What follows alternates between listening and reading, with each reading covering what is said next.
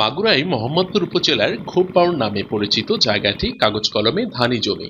সম্প্রতি এই জমি জলমহল দেখিয়ে প্রশাসনের ইজারা দেওয়ার অভিযোগ উঠায় এলাকায় উত্তেজনা বিরাজ করছে।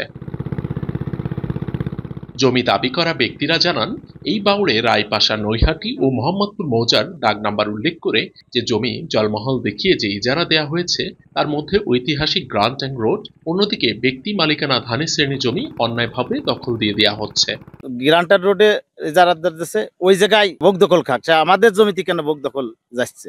সরকারের এই ইজারাদার কিছু লোক তারা ঝামেলা করার পায়তাড়া করতেছে এবং জোরপূর্বক আমাদের জমি থেকে উচ্ছেদ করার চেষ্টা করতেছে। মোহাম্মদপুর মৎস্যজীবী সমবায় সমিতির সভাপতি ও পরিচালক জানান, দীর্ঘদিন যাবৎ খোপবাউড়টি তারা জলমহল হিসেবে ইজারা নিয়ে আসছে। সরকার আমাকে আহ্বান করছে ডিসিআর নবায়ন করার জন্য। আমি তখন পথের ফকির, আমার মৎস্যজীবী ফকির, এদের এখন কিছুই নাই। তাহলে এখন আমরা কি করব? এখন এই প্রথম বছরে যেহেতু আমার এই বিশৃঙ্খলা সৃষ্টি হয়ে গেছে 4 তারিখের পর থেকে, তাহলে পরে আবার নতুন করে আমি চিঠি পাইছি।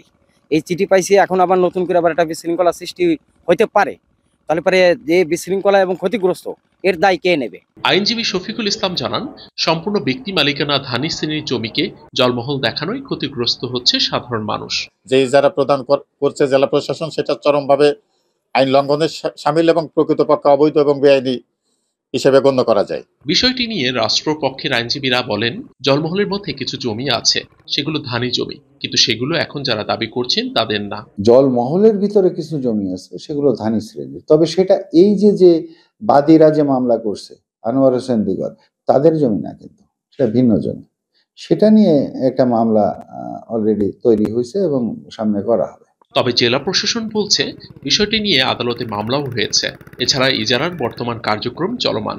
এ নিয়ে কোর্টে মামলাও হয়েছে, এটার ইজারা বর্তমানে কার্যক্রম চলমান। তো এখানে যেটা হচ্ছে যে স্থানীয়ভাবে এই জুলাই আগস্ট পরবর্তী কিছু আইন শৃঙ্খলা পরিস্থিতি অবনতি ঘটে।